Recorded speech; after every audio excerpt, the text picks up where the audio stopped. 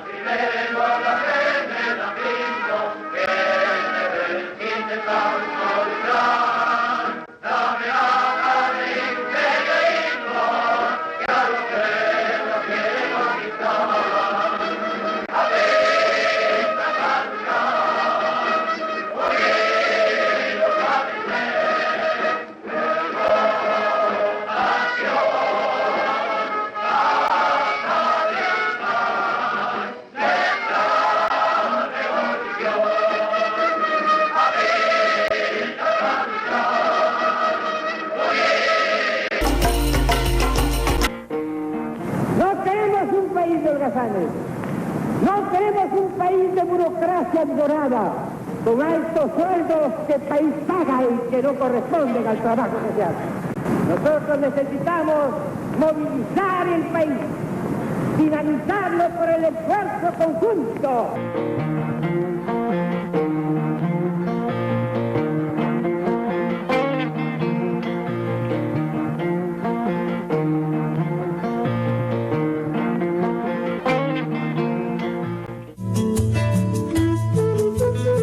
Víctor Raúl Haya de la Torre nació en Trujillo el 22 de febrero de 1895. Era el primogénito de la familia conformada por Raúl Haya y Zoila Victoria de la Torre. Su padre provenía de la Serranía de la Libertad, mientras que su madre pertenecía a las familias aristocráticas de Trujillo. En total fueron 5 hermanos, 3 hombres y 2 mujeres. Bueno, hay 3 hermanos varones que participan en política. Uno es, por supuesto, Víctor Raúl, el segundo es Agustín, padre de nuestro conocido parlamentario Agustín Haya, que ahora es también dirigente aprista, y también José Edmundo, conocido como Pino, el hermano menor. Cursó sus estudios en el Colegio Seminario de San Carlos y San Marcelo, tanto la primaria como la secundaria. Compartió las aulas escolares con su hermano Agustín y con su primo, el futuro pintor Macedonio de la Torre, con quien estuvo una estrecha amistad a lo largo de la vida. Terminada la secundaria, se matriculó en la Facultad de Letras de la Universidad de la Libertad en 1913. Poco después lo encontramos colaborando con el famoso Grupo Norte, que tuvo como inspirador al filósofo Antenor Orrego. En 1907 se formó un centro de estudiantes en la Universidad de Trujillo y a partir de 1910 se inició una intensa actividad cultural. En el diario La Industria empezaron a aparecer artículos de Antenor Orrego, César Vallejo, Alcides Espelucín y otros jóvenes que formarían el grupo.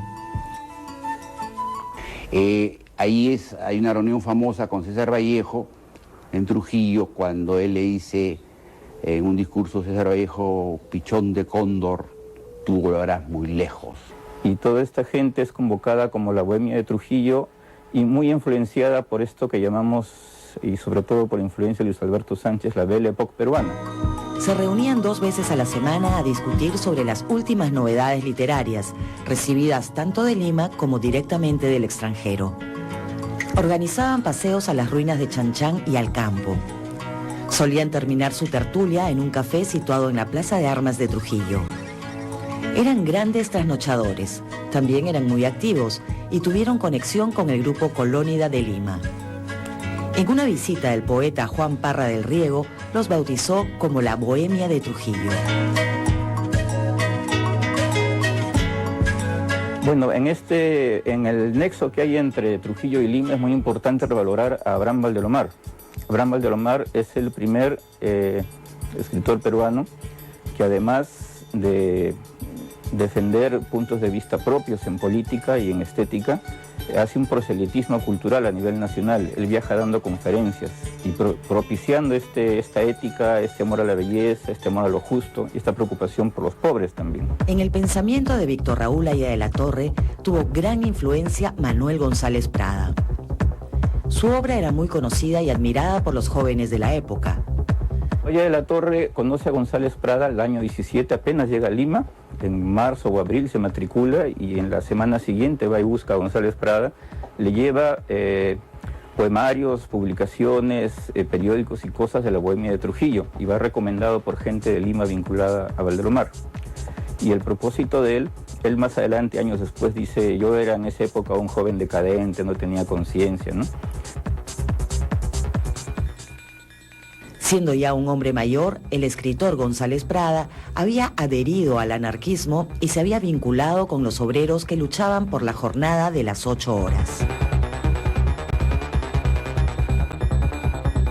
Su célebre discurso en la primera celebración peruana del 1 de mayo había enfatizado en la necesidad de agrupar a los intelectuales con los obreros y encaminarlos a una revolución de carácter internacional. Para la juventud de esa época era también un rebelde de las formas artísticas, de buscar otras expresiones poéticas, otras ideas, otras lecturas. Y entonces es una generación que es una pléyade de gente pensante, inquieta por el conocimiento y por el país, por cambiar una estructura oligárquica de poder, una estructura social. González Prada murió en Lima en 1918. Durante su último año fue frecuentado por Haya, que se había mudado en 1917 a la capital para matricularse en San Marcos. Cuando llega a Lima, Haya de la Torre, a estudiar a San Marcos. Primero estudia 2 años en la Universidad de Trujillo, pero él quiere estudiar en San Marcos, que es el centro intelectual y del pensamiento, de las grandes ideas en el Perú. Está facilitado justamente por esta gente de Lima. Le da los contactos, le da los medios para tener trabajo, relacionarse. Y es, digamos, el viaje a Lima de Víctor Raúl ya es un viaje que tiene cierta connotación mística, ¿no? De buscar la virtud, de buscar hacer algo con su propia generación.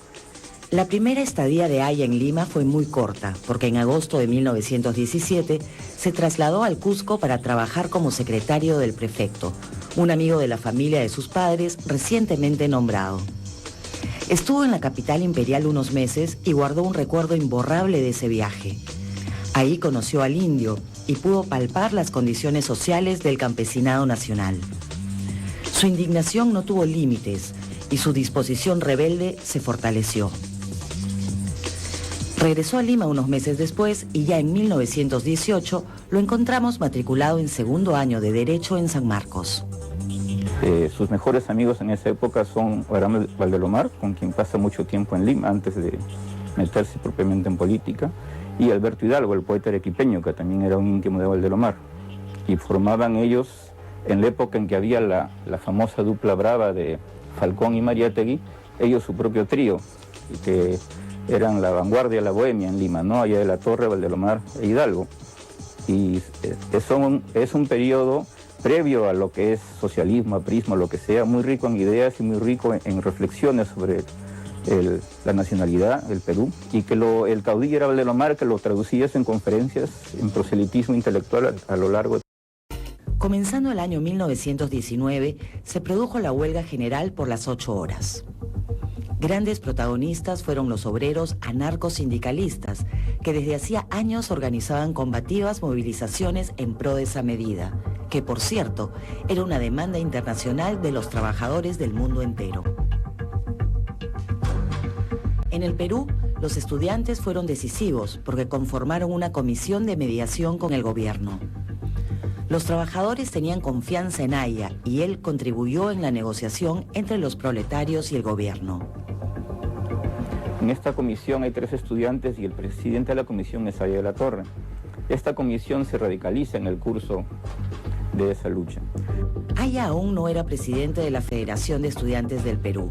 Lo sería a fin de ese año, pero fue integrante de la Comisión Estudiantil de Mediación. En esa condición tuvo un papel protagónico que no significa desmerecer el rol cumplido por los dirigentes anarcosindicalistas. pero sí él se revela allí como un caudillo importante, es un caudillo de masas, con una oratoria fenomenal, que convoca a los estudiantes en las calles en apoyo de los obreros, y que al mismo tiempo acaudilla a los obreros en sus reclamos ante el ministerio. Y hay un proceso en el cual, por un lado, el movimiento en Lima crece rebasando todas las expectativas, y por otro lado aparece ahí a la Torre como la persona más idónea para ser el vocero de todo ese amplio movimiento, superando por completo a la Federación de Estudiantes. Se convierte en una relación Federación Obrera, Haya de la Torre, gobierno, un trípode, en el cual se discute y se decide qué va a pasar con esa huelga. Y eso además se eleva como un personaje nacional, Haya de la Torre, de quien ya se habla en los periódicos, sale fotografías, noticias, entrevistas, la persona del momento. Luego fracasó un segundo paro obrero, en esta ocasión relacionado con el precio de los alimentos. Llamada la huelga de las subsistencias, el segundo paro obrero de 1919 fue derrotado porque el gobierno y los patrones decidieron no aceptar un nuevo retroceso. Ese año fue especialmente tumultuoso, porque inmediatamente después se sucedió la huelga estudiantil exigiendo la reforma universitaria.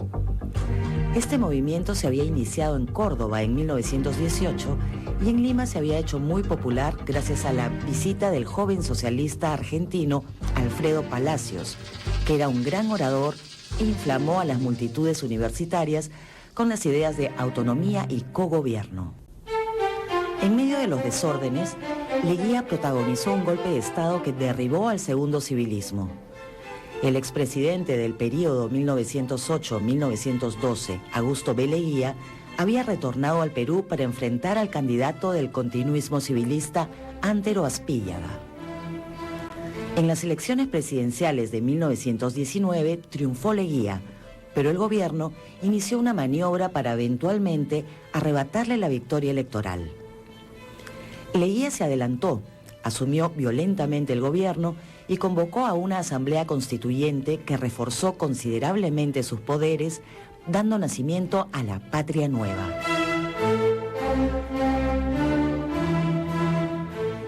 Entre enero del 19, que es el triunfo de las 8 horas, y junio y julio del 19 es la gran reforma universitaria, y en ambas es el protagonista Haya de la Torre. Y allí se produce un elemento muy importante. Haya de la Torre no es el presidente de la Federación de Estudiantes, es la figura del movimiento universitario. Algo que ya no ocurre en este momento es que al presidente de la Federación Universitaria de antes lo entrevistaba el presidente de la República, le preguntaba cosas: ¿usted qué opina de esta ley? ¿Qué se piensa en la universidad de tal tema, de tal otro? Y este tema de la reforma era también un tema que conmovía al país. Al finalizar el año 1919, Haya fue electo presidente de la Federación de Estudiantes del Perú y convocó al célebre Congreso del Cusco, donde se fundaron las universidades populares. En ese entonces, solo habían 4 universidades en el Perú: San Marcos, en Lima, San Agustín, en Arequipa, La Libertad, en Trujillo, y San Antonio Abad, en Cusco. El año 20 hay el primer Congreso de Estudiantes del Perú, donde se funda propiamente la FEP, porque antes era un centro universitario de San Marcos, aliado con otras universidades. La verdadera FEP se funda en marzo de 1920 en el Cusco, en un congreso que lo preside Haya de la Torre, donde él es elegido presidente y donde participan una serie de estudiantes ilustres: Jorge Basadre, Raúl Porras, Manuel Seoane, Emanuel Abastos. Toda la gente que conocemos tanto en las bibliotecas y en los nombres de las calles de Lima de esa época están ahí en la Federación de Estudiantes en ese congreso. En marzo de 1920 se reunieron delegados estudiantiles de estos 4 centros de estudios en la ciudad imperial. El acuerdo más importante fue la conformación de las universidades populares, que años más tarde adoptaron el nombre de González Prada. Lo más importante de este fenómeno, que es la Universidad Popular, es que pretende ser una forma de lograr una distinta relación estructural entre el movimiento universitario y el movimiento obrero. No es algo que dependa ni de la universidad ni de los obreros mismos. Se genera a sí misma, tiene su propia elección, sus propios líderes, su propia organización, incluso su propia forma de tener fondos. De acuerdo a la concepción de la época, la Universidad Popular era el instrumento de la extensión universitaria que debía dirigirse al pueblo para llevarle la ciencia y ayudarlo a formar una conciencia propia de su situación social y de la problemática nacional. Las universidades populares fueron muy importantes en la evolución de Haya porque le permitieron una primera plataforma organizativa bajo su liderazgo estable.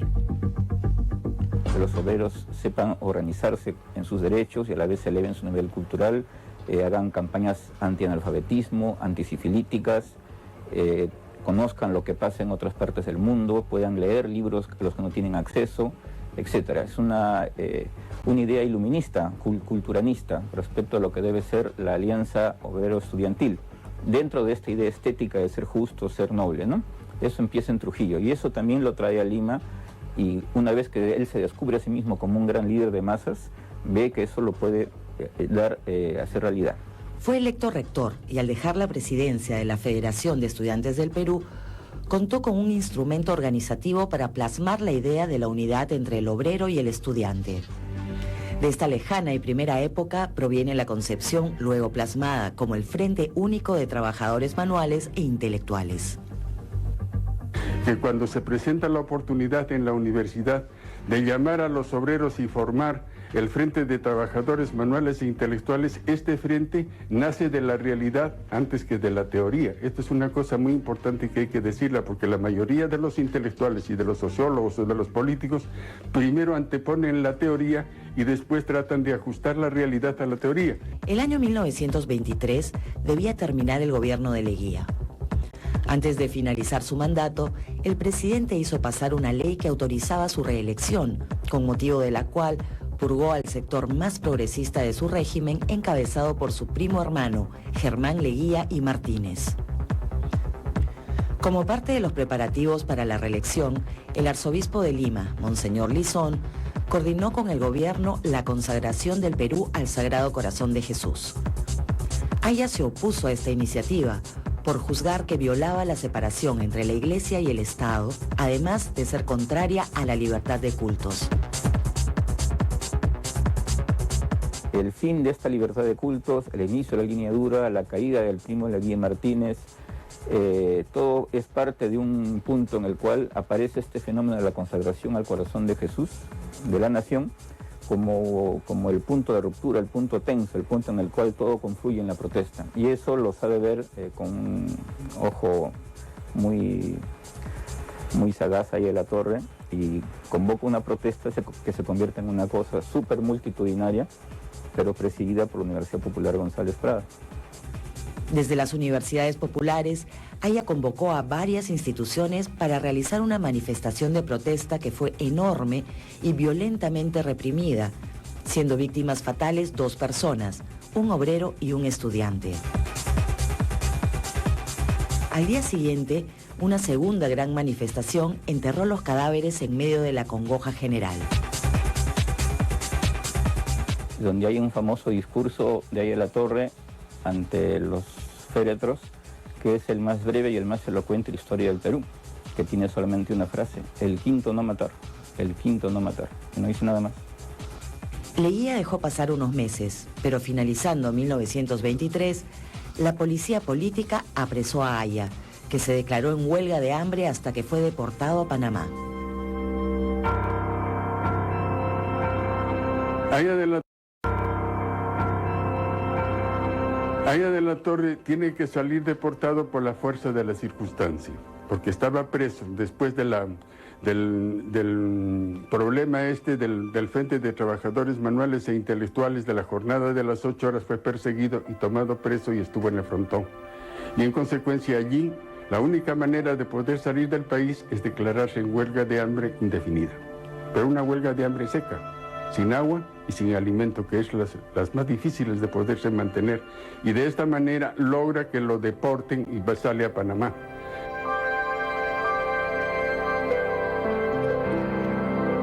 Para aquel entonces era un joven de 28 años que había adquirido una excepcional talla política. Perú Nuevo, que siga la ruta de aquellos grandes países. gran orador e infatigable organizador, había extendido las universidades populares en distintos puntos del país. Asimismo, era reconocido internacionalmente como uno de los líderes continentales de la nueva juventud, que irrumpía en diversos países de América Latina contra las antiguas oligarquías y el imperialismo. Aya estuvo unas semanas en Panamá, siguió a Cuba y se detuvo un tiempo más prolongado en México. Ahí participó de una ceremonia en la cual entregó la bandera de Indoamérica al presidente de la Federación de Estudiantes de México.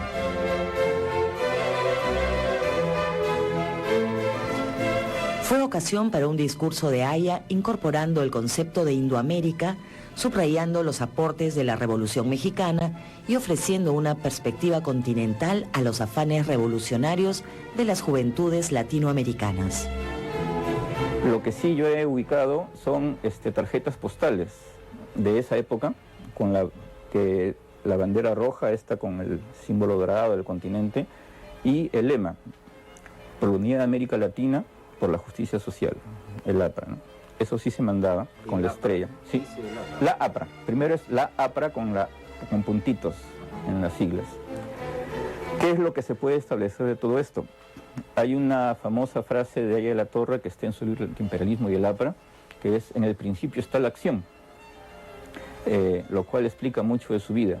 Otros líderes políticos más ideológicos, o tan ideológicos como Aya de la Torre, esperan tener las cosas ordenadas en su cabeza y luego proclamarlas y luego ver dónde pueden hacer la acción. Aya de la Torre era al revés. Él estaba en el curso de la acción y sobre la acción él empezaba a trazar directivas, horizontes, etcétera, ¿no?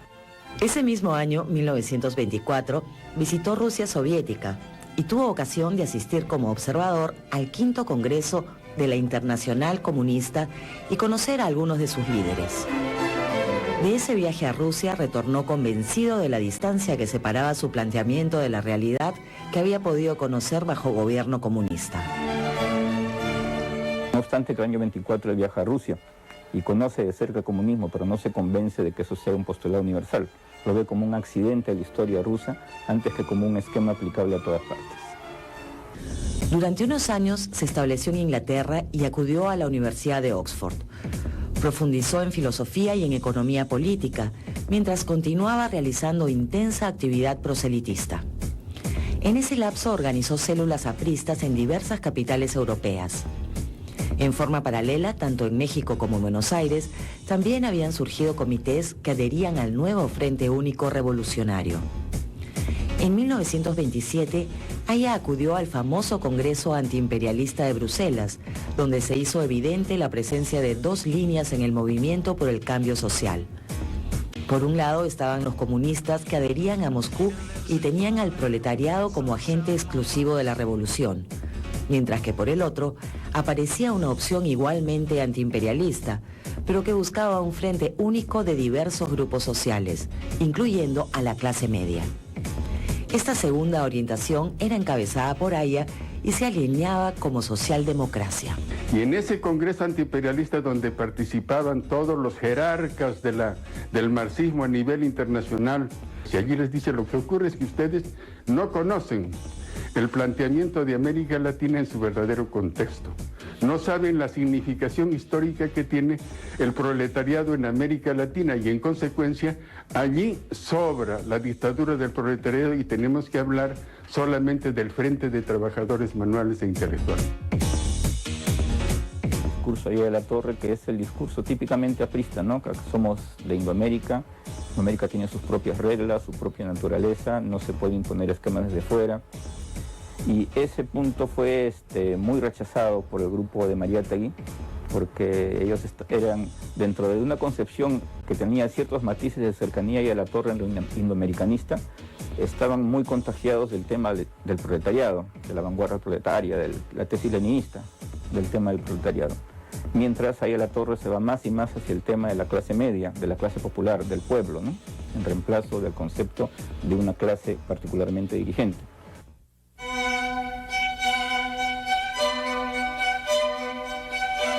Después del Congreso de Bruselas se produjo la ruptura entre Aya y José Carlos Mariátegui.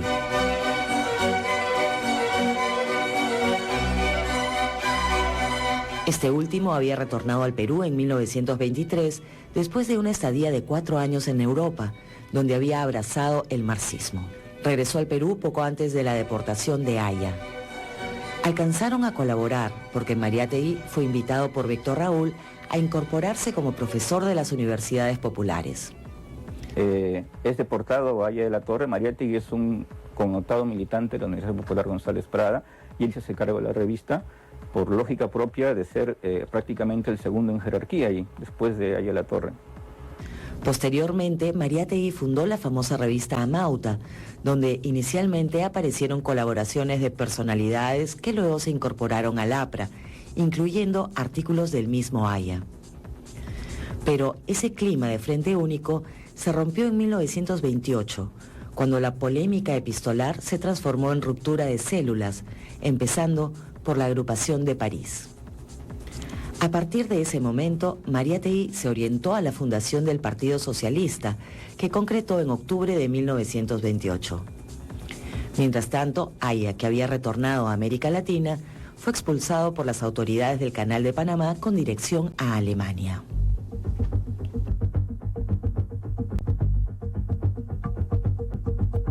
Haya estuvo en Berlín y pudo ver el ascenso del nacionalsocialismo alemán y su alianza con el fascismo italiano.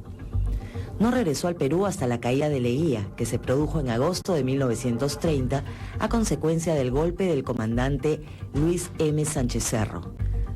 El gobierno de Leguía había durado 11 años y su régimen derivó en dictatorial. La gran crisis internacional de 1930 lo derribó sin miramientos. Sánchez Cerro prometió terminar con la tiranía y convocar a elecciones libres. Inmediatamente ganó popularidad. Tenía fama de valiente, capaz de enfrentarse al poder absoluto y derribarlo.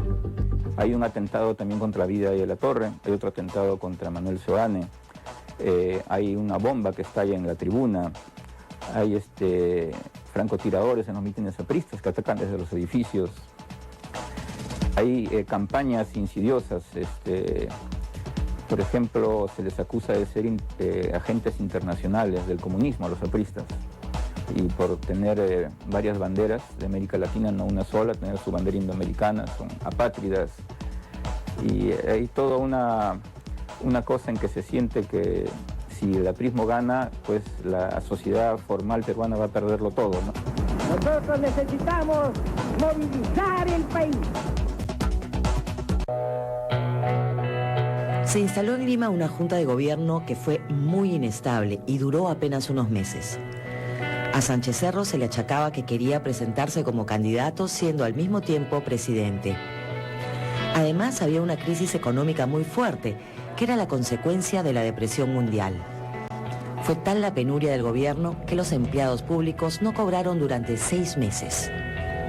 Todas las actividades productivas se redujeron al mínimo y el hambre ganó las calles. Al producirse la crisis de los años 30 y hundirse los préstamos que se hacían de los Estados Unidos y paralizarse el país, literalmente, que es lo que hizo Leguía, Haya de la Torre va a entender muy bien que lo que va a galvanizar al Perú va a ser aquellos que rechazan ese control de los servicios de la industria, más que de la industria, de los recursos naturales y de los servicios en el capital extranjero. Sánchez Cerro fue obligado a renunciar en marzo de 1931 y se formó una nueva junta de gobierno presidida por David Samanez Ocampo, que convocó elecciones para octubre. Sánchez Cerro partió a París y retornó en agosto para la campaña electoral. Tenía 41 años de edad, era piurano y tuvo prestigio entre los sectores populares menos organizados. Las trabajadoras de mercados lo idolatraron. También tuvo el apoyo del poder económico y organizó el partido Unión Revolucionaria. De acuerdo al Jurado Nacional de Elecciones, ganó las elecciones con el 51% de los votos válidos. Hasta donde me ha sido posible comprobarlo, hubo hechos dudosos y hubo cosas impugnables en algunos departamentos, entre ellos Cajamarca, pero no llegaban al nivel de impugnar la elección y tampoco iban a afectar la totalidad de los votos. Ese es mi punto de vista. Pero la posición oficial del partido aprista sigue siendo que hubo fraude. El principal contendor fue el naciente Partido Aprista Peruano, conducido por su líder Víctor Raúl Haya de la Torre, entonces de 35 años, la edad mínima para postular. Y cuando entonces él llega ya había un partido aprista peruano conformado en el Perú con autoridades y todo, pero tenía redes en los principales lugares donde había presencia. El APRA comienza a tener más fuerza en los lugares más modernos de la economía, llámese Talara, las haciendas azucareras, Vitarte, donde estaban los centros de producción, digamos, más modernos de la época, ¿no es cierto? Donde ya había existido una prédica anarcosindicalista, ¿no? Que en el APRA es la continuidad de esa prédica.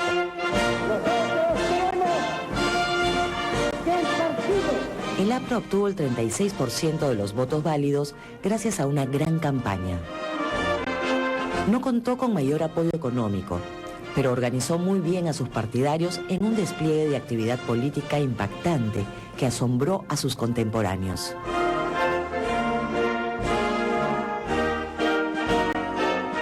Y en el año 30, él ve venir esto, como dice Luis Alberto Sánchez, en el año 30 los apristas cabíamos en un sillón, en el año 31 ya llena, pagando la Plaza de Hacho en un discurso antiimperialista más de 60.000 personas, ¿no? Que había que pagar 5 céntimos. Entonces esto ocurre en las coyunturas donde se condensan aceleradamente los acontecimientos, pero para él el partido tenía un rol fundamental para llegar al poder. No era un independiente, no era un tipo que pensaba en que esto se lograba espontáneamente, sino tenía clara la construcción de un partido que es el partido sólido que hemos visto que logró sobrevivir 30 años en la clandestinidad. No cualquier partido sobrevive y no se descompone en la clandestinidad, cosa que no ocurrió con el partido aprista, ¿no? Haya joven tiene otra cosa que me parece importante rescatar. Él introduce el asunto del programa de gobierno como oferta electoral en el famoso discurso de agosto de 1931 en la Plaza de Hacho. Hasta entonces no se había producido en la política peruana presentar un plan de gobierno. Darle al peruano una nueva característica, un nuevo perfil psicológico.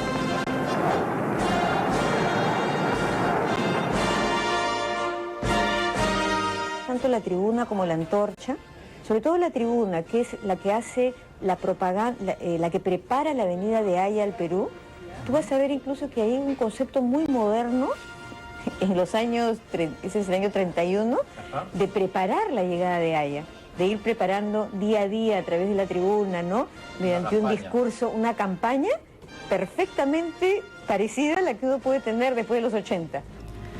Haya actuó como una figura carismática, rodeado por la aureola del revolucionario, habiendo elaborado un discurso antiimperialista que cautivó a amplios sectores populares, sobre todo en el norte y entre los trabajadores organizados en gremios y sindicatos.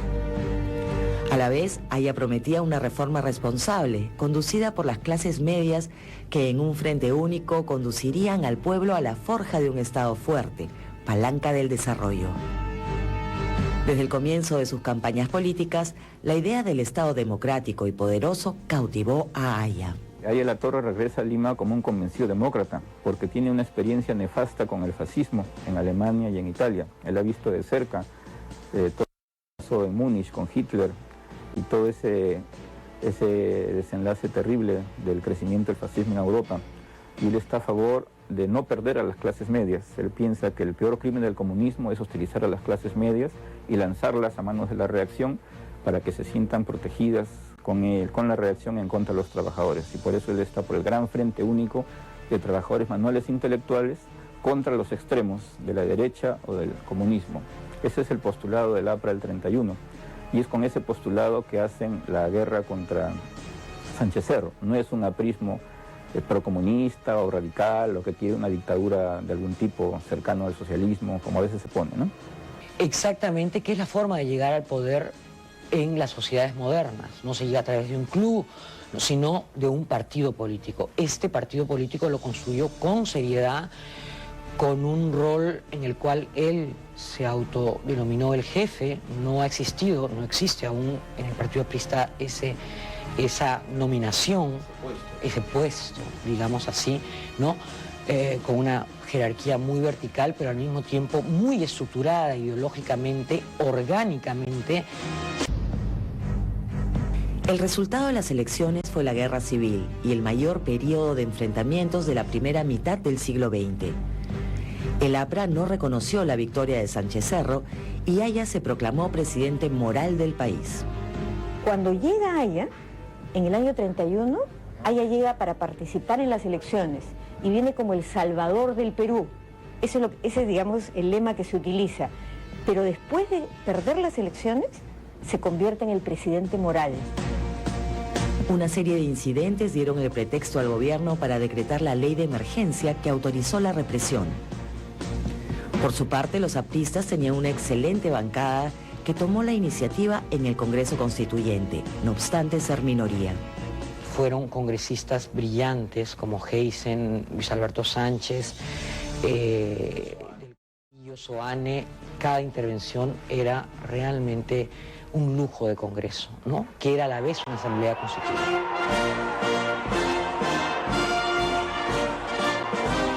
El gobierno se vio arrinconado hasta que decidió detener a los congresistas del APRA y deportarlos.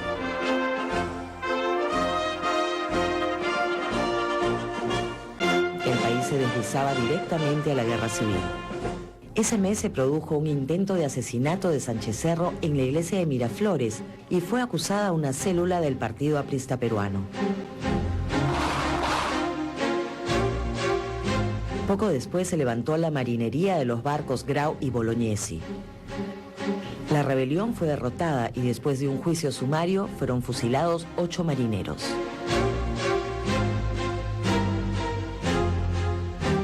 Haya de la Torre fue detenido en mayo de 1932, después de haber sido perseguido desde la toma del poder por Sánchez Cerro. En ese transcurso murió en prisión el expresidente Leguía. El ministro de Educación clausuró San Marcos porque la agitación política había ganado completamente a los estudiantes. En ese momento la crisis económica internacional había llegado a su nivel más profundo y la desocupación era tremenda. Que Haya de la Torre hubiera estado a favor de que se dé esa insurrección seguramente, pero no tuvo la capacidad personal de dictarla, ni mucho menos comandar su forma, ni sus alcances, ni el momento, ni las tácticas, ni nada. Esto surgió propiamente en Trujillo, y con los personajes estos tan conocidos, Búfalo Barreto, Agustín su hermano. La madrugada del 7 de julio de 1932, masas apristas procedentes de la Hacienda Laredo e integradas también por alumnos del Colegio Nacional San Juan, capturaron el cuartel O'Donovan. Al mando estaba Manuel Barreto, llamado el Búfalo. La lucha fue muy intensa y duró 4 horas. Murieron muchos defensores y atacantes, entre ellos el mismo Búfalo Barreto. Asimismo fue capturado el cuartel de la policía y el prefecto se rindió a los insurrectos. Fue nombrado prefecto revolucionario Agustín Haya de la Torre y el jefe militar fue el comandante Leoncio Rodríguez Manfuart. Es un hecho que escapó al control del movimiento que conducía la lucha en la ciudad, porque ellos necesitaban de esos rehenes para poder negociar cosas. Y fue un momento de crisis en el cual la cosa se descontroló. Estaban los primeros muertos del cuartel, como el famoso Búfalo, que era un héroe, ¿no? Un héroe popular conocido. Y es parte, digamos, del descontrol de un movimiento de esa naturaleza, ¿no? La insurrección, que tiene sus propias reglas, sus desbordes y sus cosas. Es un hecho trágico, lamentable, y que pesó por muchos años en el APRA porque le cortó todo vínculo amistoso con la Fuerza Armada. Fue lo que originó un veto. Pero no se puede decir que es algo que estaba dictado ni por la tradición aprista, ni por el propio, claro, ni por los líderes de ese momento en Trujillo, ¿no? El 9 de julio fue recapturado el puerto de Salaberry por el ejército, aunque su avance fue rechazado por los sublevados.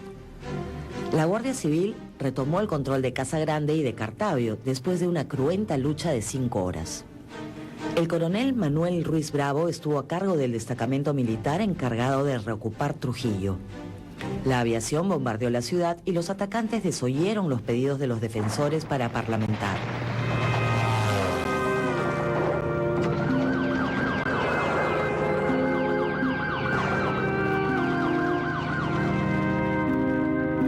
Incluso fue bombardeado el hospital donde había numerosos heridos. Fue la primera vez que la aviación bombardeaba a la población civil. La plaza de armas de Trujillo fue recapturada a la 1 de la tarde del 12 de julio. Agustín Haya de la Torre y parte de la dirigencia se replegó la noche del 9 de julio. La ciudad quedó en manos del pueblo y la prisión en manos de los penados. Ahí se perpetró una matanza de jefes y oficiales detenidos. Ella provocó un abismo entre el ejército y el APRA que definiría la política peruana del siguiente periodo. Es lo que es cierto y es una ignominia para nuestra historia es la política de no prisioneros que adoptó el gobierno en ese momento. No es una lucha en la cual haya habido una clara estrategia de resistencia, ni una preparación adecuada de recursos, ni nada. No es un acto de protesta masivo que deviene en un acto militar. Están hasta donde pueden contra el ejército, manda todo lo que puede contra ellos y termina, ¿no? A continuación sucedió una represión muy dura. Hubo una corte marcial y algo más de 100 fusilados después de haber sido condenados formalmente. Además, hubo muchas ejecuciones extrajudiciales. De acuerdo al manifiesto del APRA, se trató de 4.000 mártires fusilados ante las milenarias paredes de Chanchán. Esos muertos pesarían enormemente en el futuro político peruano.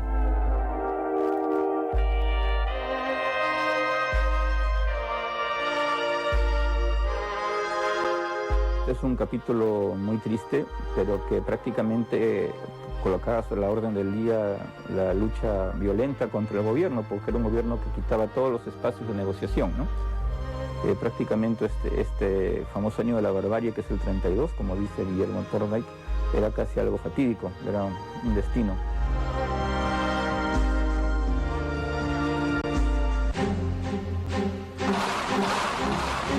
Después del asesinato de Sánchez Cerro, gobernó el Perú el mariscal Óscar R. Benavides hasta finalizar los años 30. Durante este periodo, la represión fue dura y sostenida. Los apristas la sufrieron y aguantaron. El partido no se quebró ni la dirigencia fue mellada.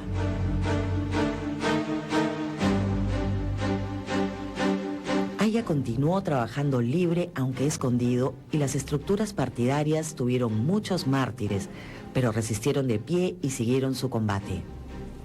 Finalmente, el año 1939, hubo elecciones que ganó Manuel Prado con el APRA fuera de la ley.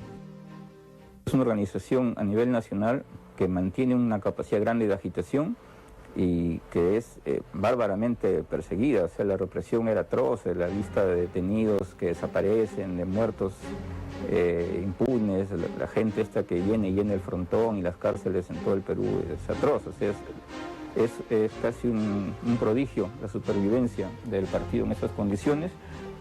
El primer gobierno de Manuel Prado se desarrolló entre 1939 y 1945, habiendo sido moderadamente industrialista. Este gobierno creó las corporaciones de desarrollo, que fueron las primeras empresas públicas peruanas. Prado no amenazó el liderazgo tradicional de los sectores exportadores, mineros, algodoneros y azucareros. Por el contrario, ellos continuaron haciendo tan buenos negocios como antaño, pero tuvieron que compartir el poder con los empresarios defensores del mercado interno. Al terminar el gobierno de Prado, los agroexportadores lanzaron la candidatura del mariscal Eloy Ureta, que había vencido en la guerra contra el Ecuador en 1941. Para contrarrestar esta candidatura de derecha, se conformó el Frente Democrático Nacional, que buscaba representar a las nuevas clases medias y a los sectores industriales surgidos durante la Segunda Guerra Mundial. El Frente eligió como su candidato a José Luis Bustamante y Rivero, un conocido abogado y diplomático arequipeño. Bustamante concretó una alianza con el APRA para llevar adelante un gobierno democrático y de reforma social.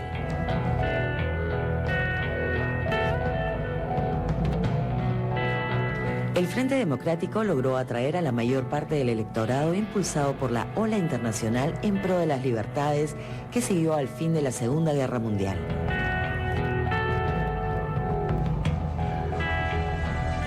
En ese clima, la propuesta de reforma progresista encontró amplio apoyo. Ella fue asumida por el APRA, entonces el partido mayoritario, que salió de las catacumbas para incorporarse, aunque brevemente, a la vida civil y política del Perú.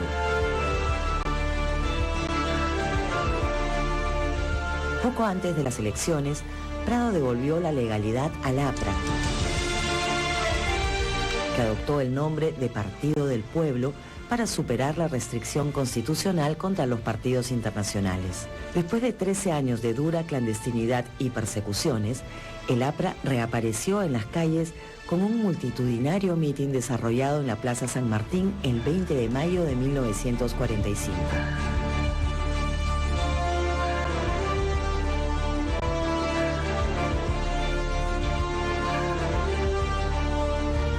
Este mitin del reencuentro está narrado en la obra de Luis Felipe de las Casas, que fue su organizador. Aya de la Torre pronunció un célebre discurso sosteniendo que no es necesario tomar la riqueza de quien la tiene, sino crear nueva riqueza. Este concepto evidenciaba el nuevo posicionamiento del partido aprista. El planteamiento postulaba que el APRA reordenaría la sociedad y la economía a través de reformas paulatinas. Era la hora de la democracia y la reconciliación nacional.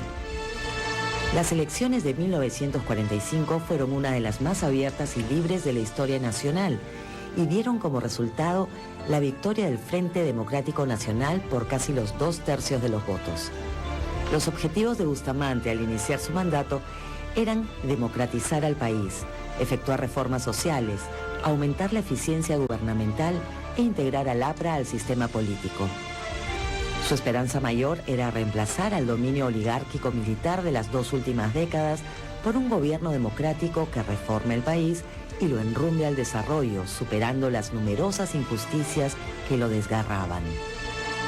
Lamentablemente fracasó y menos de 3 años después fue sustituido por un nuevo golpe militar. En esa ocasión, el golpista fue el general Manuel A. Odría, quien a través de un cuartelazo retornó a la dictadura y abrió paso a la fase final de la República Oligárquica. Para el APRA se iniciaba un nuevo periodo de prueba. Nuevamente, las persecuciones y prisiones intentarían en vano quebrar el partido.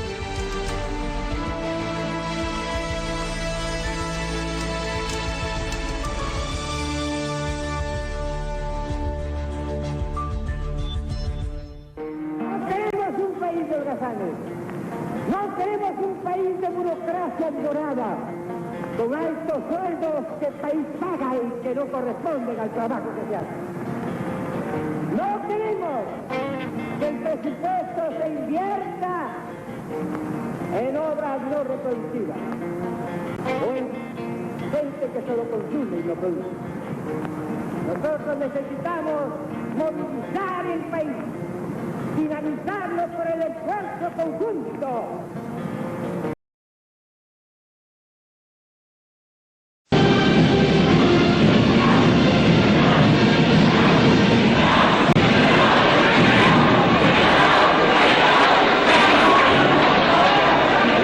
Esta asamblea encarna el poder constituyente y el poder constituyente es la expresión suprema del poder del pueblo como tal y el primer poder del Estado.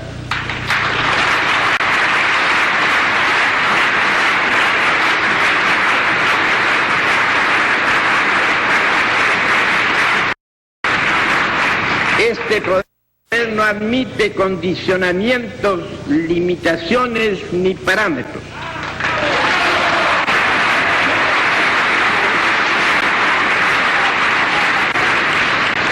No reconoce poderes por encima de ella misma, porque es fruto indiscutido y legítimo de la soberanía popular.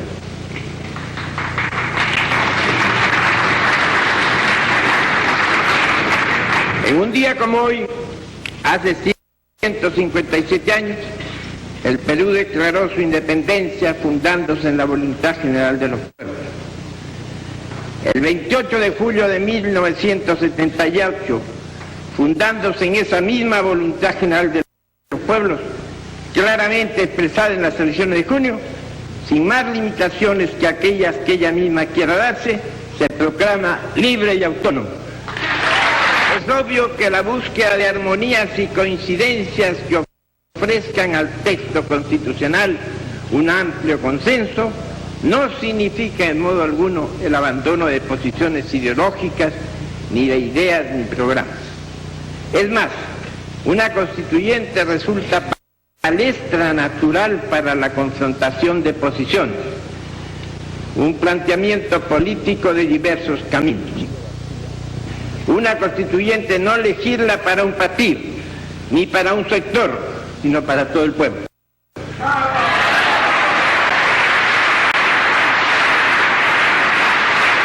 Y la defectuosa Constitución de 1933, por su obsoleto estilo y espíritu, es la última Constitución del siglo XX. La que se dicte ahora deberá ser la primera Constitución del siglo XXI.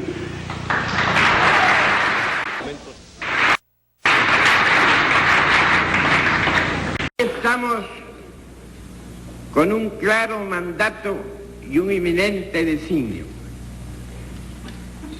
Como resultado de esta revolución pacífica, cuyas raíces vienen muy de atrás, se nos ofrece en 1978 la oportunidad de realizar aquella gran transformación con que soñamos las juventudes rebeldes de 1923 y por la que vivieron, lucharon y muriendo con gloria millares de peruanos en los últimos 50 años.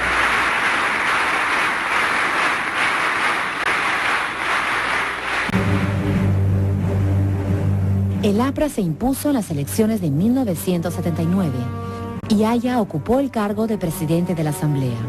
Así, la Constitución de 1979 fue su postrera afán.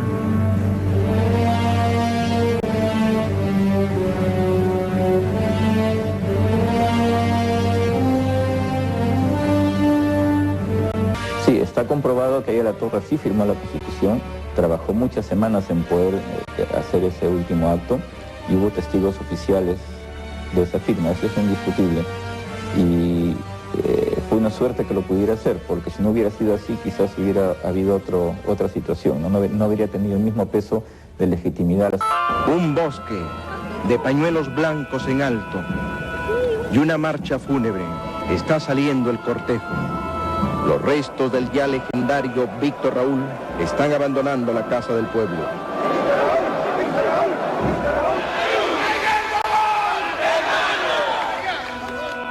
Su entierro fue magnífico y en olor de multitud. Esa misma multitud que lo acompañó durante una vida enteramente dedicada a la acción y reflexión política. Y desde Lima hasta Trujillo el coche mortuorio iba por la carretera y todo estaba lleno de gente interesada en rendirle homenaje.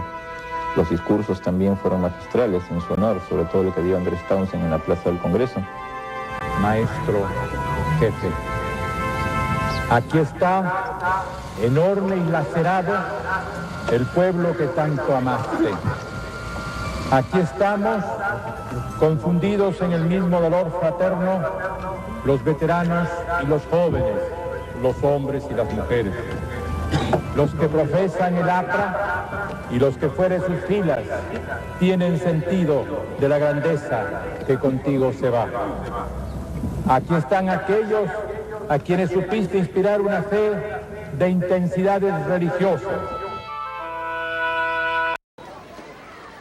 Alcémonos sobre nuestro dolor, marchemos juntos hacia el porvenir, pongamos fe y alegre convicción en que algo superior ya tiene que venir. Tenemos fuerza para construir un gran país con pan y libertad. Formemos una gran fraternidad, los peruanos al fin nos vamos a abrazar. Ven al camino para combatir, ven al camino para construir. Armando llegará, el pueblo triunfará, la estrella alumbra ya nuestro destino. El APRA es el camino, el APRA es el camino, el APRA es el camino. Ven ciudadano, ocupa tu lugar, ven con Armando, nos tenemos que unir. Dale la fuerza para gobernar, lograr la paz que es el arma del civil. Víctor Raúl quedó en mi corazón, aquí está Armando para conducir a este Perú que amó el viejo león, a la felicidad que espera el porvenir. Ven al camino para combatir, ven al camino para construir. La estrella alumbra ya nuestro destino, el APRA es el camino, el APRA es el